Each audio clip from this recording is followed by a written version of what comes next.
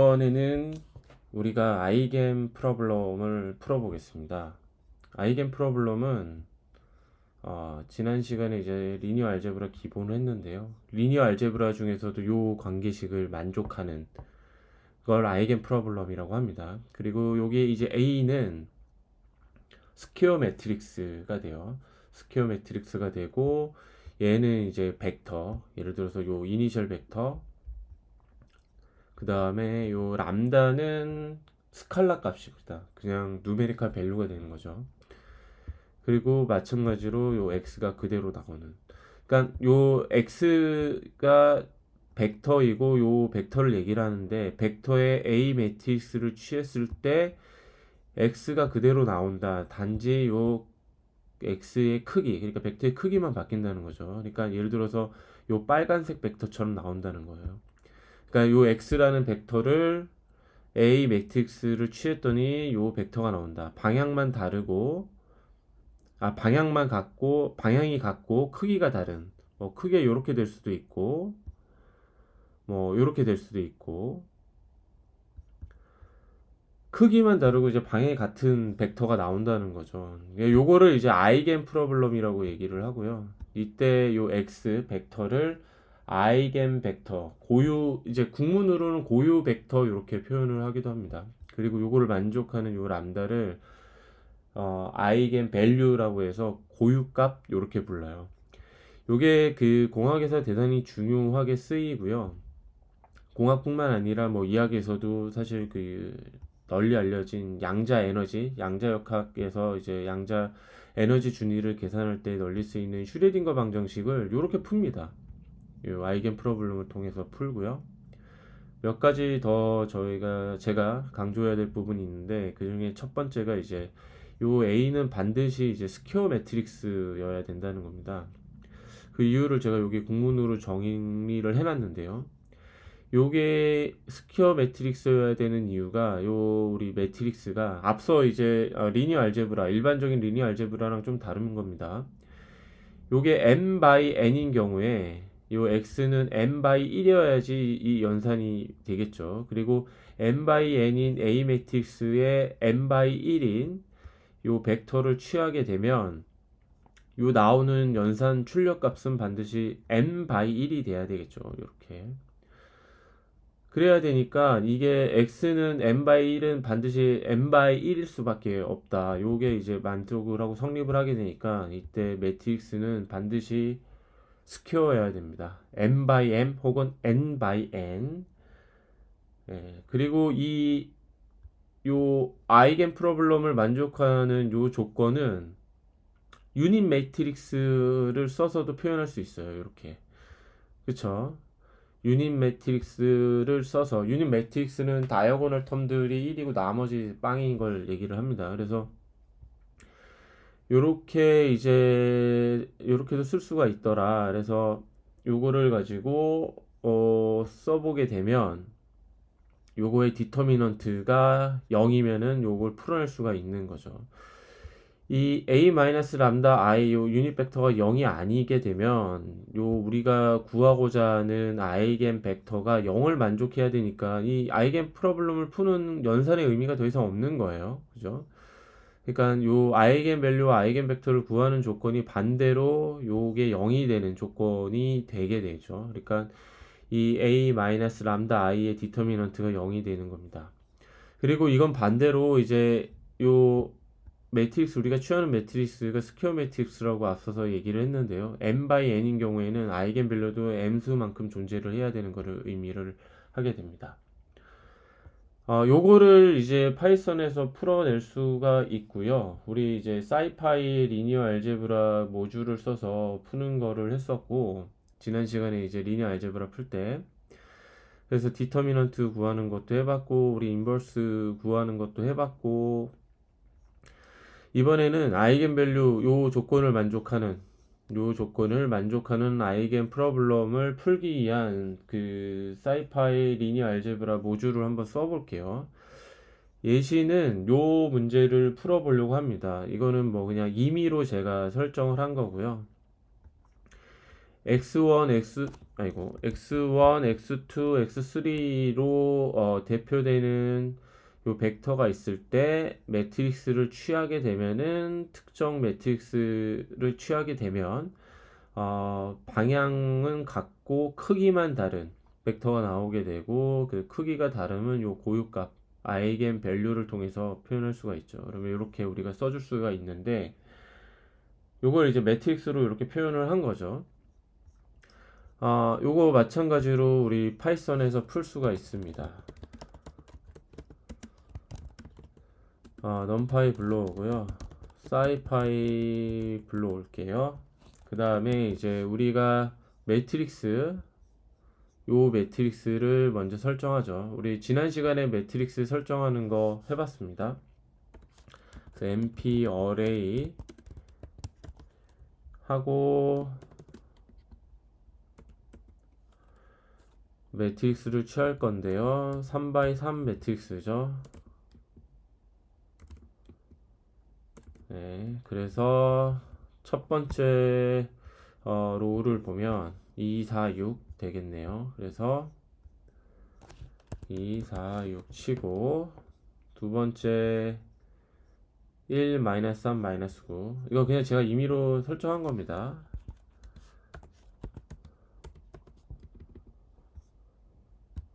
마지막 보면 8, 5, 7 8, 5, 7 해서 3x3 매트릭스를 설정을 했어요. 그래서 출력을 해보면 2, 4, 6, 1, 3, 9, 8, 5, 7, -7 이렇게 나오는 거죠. 이때 이제 아이겐 프로블럼을 푸는 거는 람다가 이제 이 아이겐 밸류를 구한다는 거고요. 이 아이겐 밸류 sp 하고 리니어 알제브라 아이겐 a 이렇게 치는 겁니다. 그러면 람다 값을 어레이로 이렇게 얻어낼 수가 있어요. 예. 그러니까 람다 1, 람다 2, 람다 3 요걸 구한 거죠. 람다 1, 람다 2, 람다 3.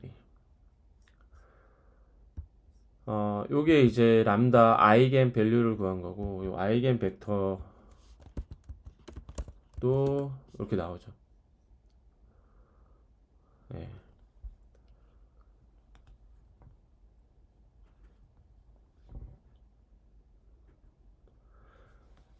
아이겐 밸류와 아이겐 벡터를 별도로 표시하는 방법도 있습니다. 뭐 예를 들어서 람다 하고서 0을 하면 람다 1 구한 거고요. 람다 뭐 1, 람다 2 하면은 이제 우리가 요 장표에서 봤었던 람다 1, 람다 2, 람다 3를 여기 0, 1, 2 이렇게 넣어가지고 우리가 출력을 한 거예요. 얘도 마찬가지인데 이때 콜론을 치고요. 요렇게 콜론 치고 쉼표 치고 0 하면은 이렇게 로우 첫 번째 거 계속 해볼까요?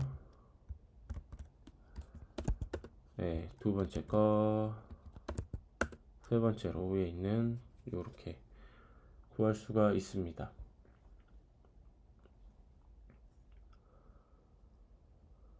간단하죠? 네, 그러니까 사이파이에서 제공하는 리니어 알제브라 모듈에서 뭐 여기 아이겐에 G를 치고 벡터를 우리가 요 스퀘어 매트릭스 벡터 아니죠 스퀘어 매트릭스를 넣게 되면 람다랑 이렇게 벡터를 구할 수가 있습니다.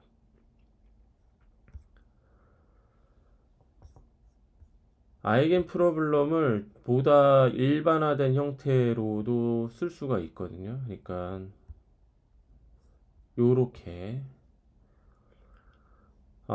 요게 이제 우리가 취하는 스퀘어 매트릭스 벡터 구하고자 하는 벡터 근데 요게 매트릭스가 이제 A, B 두 개가 들어가죠. 이때는 물론 요게 A랑 B는 같은 크기의 스퀘어 매트릭스여야지 요게 성립을 합니다. 그러니까 아까 봤던 아이겐 프로블럼 똑같은 아이겐 프로블럼인데 오른쪽에 이제 우리가 취하는 벡터가 추가가 된 거죠. 그러면 식이 요렇게 됩니다. 요렇게 앞에 이제 크기 방향 같때 크기만 바꿔주는 아이겐 밸류들이 람다1, 람다2, 람다3 이런 형태로 있고요. 여기 이제 벡터만 이제 벡터가 저기 매트릭스가 취해진 형태가 되는 거죠. 요것도 사실 같은 방법으로 구할 수가 있습니다. 그래서 A는 먼저 매트릭스로 구성을 해야 되겠죠. 그래서 우리 똑같아요. 네, 이제 뭐 여기 이제 벡터 누메리컬 밸류만 요 첫 번째 A 매트릭스 똑같으니까 제가 이렇게 붙여온 거고요. 이제 B가 추가로 필요하죠. 여기서 B가 이제 첫 번째 로우가 5, 9, 1이었고요. 두 번째가 마이너스 3, 1, 6. 네. 마이너스 3, 1, 6 하고 마지막이 4, 2, 8 4, 2, 8 네, 그럼 똑같이 람다랑 아이겐 벡터를 구할 건데요. SP 리니어 알제브라의 아이겐 프로블럼을 풀어라 해서 람다 치면은 네, 아이겐 밸류가 잘 구해졌고요. 네, 아이겐 벡터도 이렇게 잘 구해지는 것을 확인을 할 수가 있습니다. 이게 이제 그 파이썬 사이파이 리니어 알제브라 모듈에서 제공해 주는 걸로 그 아이겐 프로블럼을 푸는 기본입니다. 여기에 이제 그 뭐 상황에 따라서 예를 들어서 이제 슈레딩거 방정식이 아까 선술했던 것처럼 이 아이겐 프로블럼이라고 했잖아요. 그때 이제 그 슈레딩거 방정식 같은 경우에는 그 허미션 매트릭스를 씁니다. 이게 허미션 매트릭스라는 걸 써야 되거든요. 이 경우에는 사실 아이겐 프로블럼을 그냥 뭐 이렇게 풀지 않고 여기에다가 이제 h를 붙여서 풀거든요.